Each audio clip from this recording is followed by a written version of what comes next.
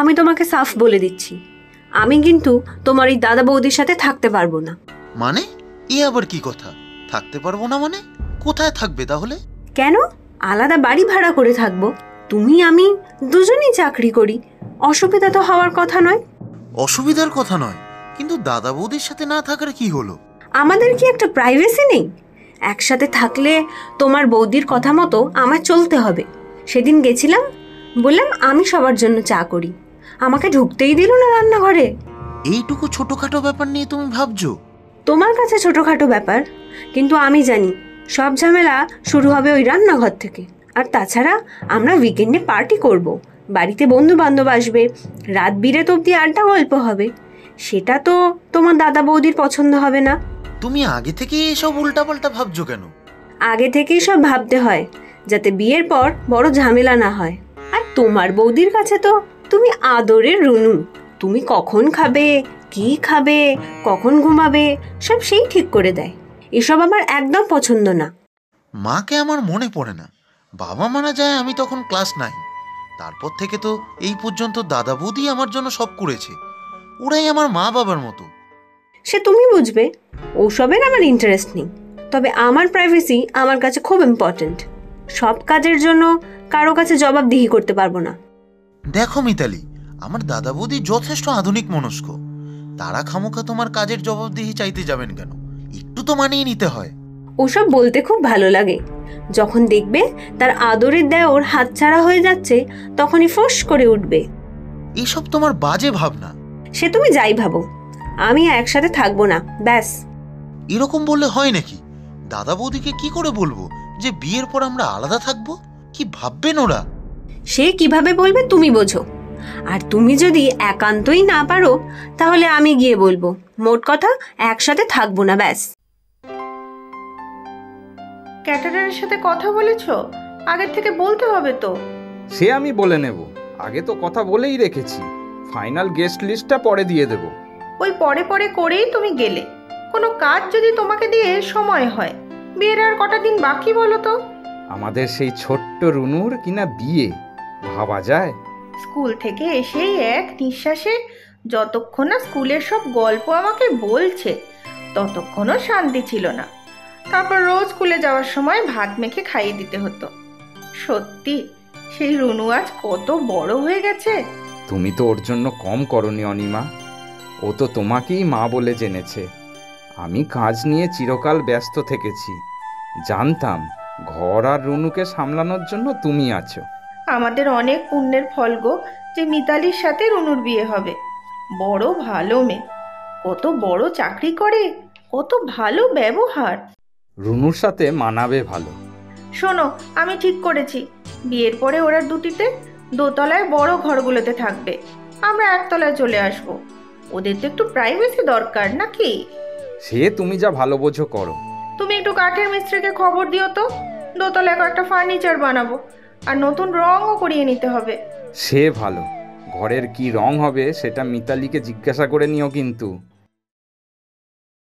কি রে রুনু, কিছু খাচ্ছিস না কেন? শরীর টরীর খারাপ হয়নি তো? না না, ঠিক আছে, ওই অফিসে বিকেলে একটু বন্ধুরা মিলে খাওয়া দাওয়া হয়েছে, তাই পেটটা একটু ভর্তি আছে। বুঝেছি। এখন আর বৌদির হাতের রান্না ভালো লাগছে না। তা বিয়েটা হোক, তারপরে বউয়ের রান্না খাবি না হয়? না না বৌদি, তা নয়, আজ সত্যিই পেট ভর্তি। দাদা কোথায়? ওর দাদা ব্যবসার হিসেব নিয়ে বসলে কি আর সময়ের জ্ঞান থাকে? তবে তুই ফিরেছিস কিনা সে খোঁজ নিয়েছে। আচ্ছা, মিতালিকে একদিন আসতে বলিস তো, ওকে ফার্নিচারের ডিজাইনগুলো দেখাবো। তুমি ফোন করে কথা বলে নিও। কেন রে, তুই কি এমন ব্যস্ত যে একটা ফোন করতে পারবি না? মিতালির সাথে ঝগড়া করেছিস নাকি রে?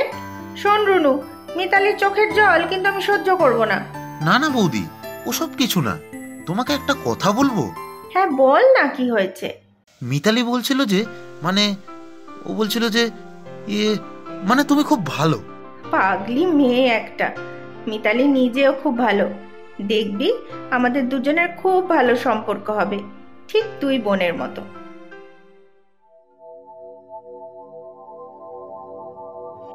কাল অফিসের পর কোনো কাজ রেখো না। কেন, কোথাও যাবে নাকি? ওই যে অফিসের বিশ্বাসদা আছে না, ওর একজন চেনাশোনা ব্রোকার আছে, আমি তাকে ফোন করেছিলাম, একটা ভালো বাড়ি আছে, কাল দেখতে যাব। তুমি সত্যিই বাড়ি দেখবে? তা সেদিন তোমাকে অতগুলো কথা বললাম কি এমনি এমনি? দেখো রঞ্জন, আমি কিন্তু এই ব্যাপারে যথেষ্ট সিরিয়াস। আমি যেটা ডিসিশন নিয়েছি সেটাই কিন্তু ফাইনাল। দেখো, তুমি ভুল ভাবছো। বৌদি তোমাকে যথেষ্ট ভালোবাসেন। এসব তোমার অবান্তর ভাবনা। এই তো তোমাকে হয়তো এর মধ্যেই ফোন করবে। কি সব দরকার বলছিল? ফোন করলে করবে, তার সাথে বাড়ি দেখতে যাওয়ার সমস্যা কোথায়? মিতালি, এবার কিন্তু তুমি বাড়াবাড়ি করছো। তোমার হবু বউ হিসাবে আমি যা করছি সেটা আমার অধিকার। তুমি দাদা বৌদির সাথে কথা বলেছিলে? না, বলিনি।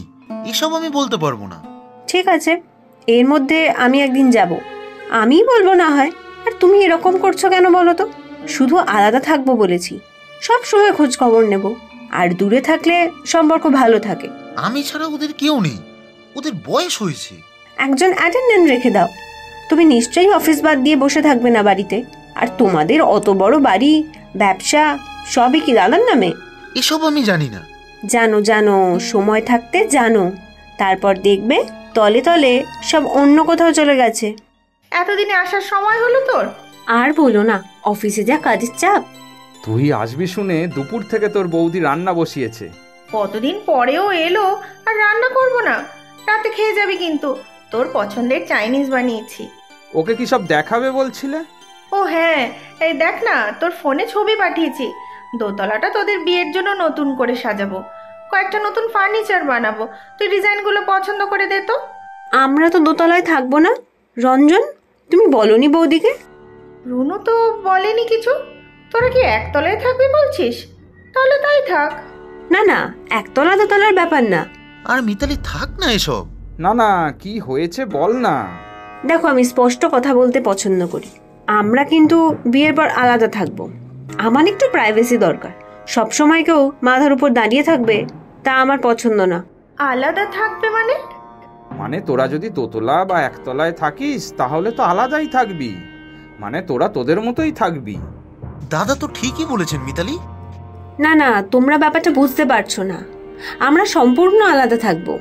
কি গো, তুমি বলনি যে আমরা ভাড়া বাড়ি দেখছি? ভাড়া বাড়ি? এত বড় বাড়ি থাকতে তোরা ভাড়া বাড়িতে থাকবি কেন?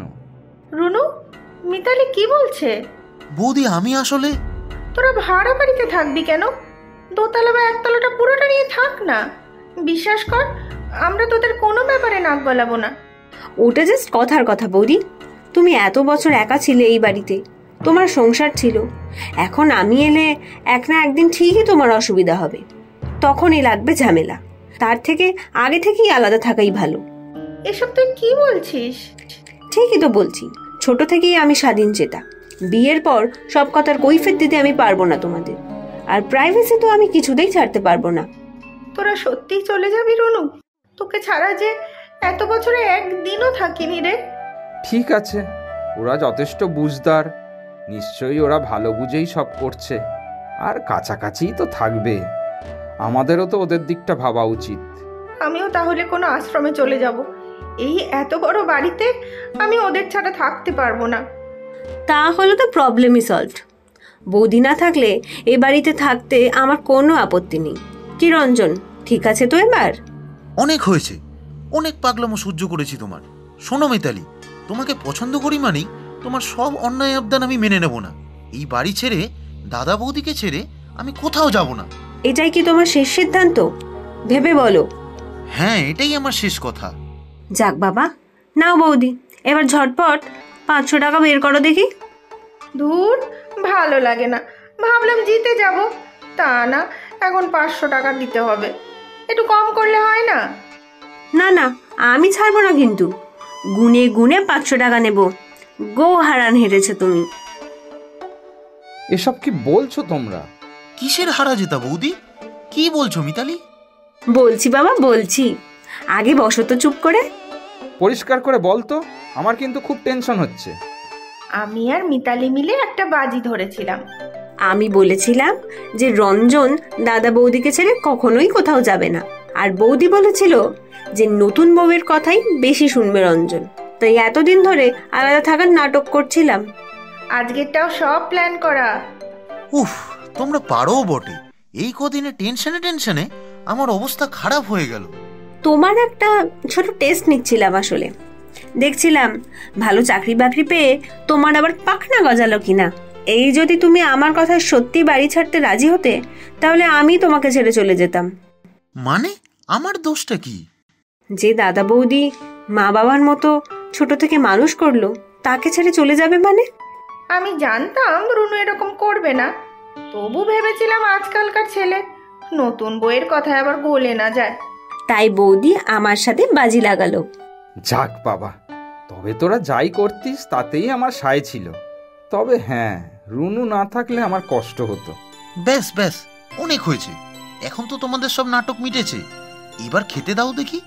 চাইনিজের নাম শুনে থেকে খিদে পাচ্ছে। প্রচুর সঠিক উত্তরদাতাদের মধ্যে থেকে আমরা বেছে নিয়েছি 10 জনের নাম। গল্পের নাম রোগা ছেলে।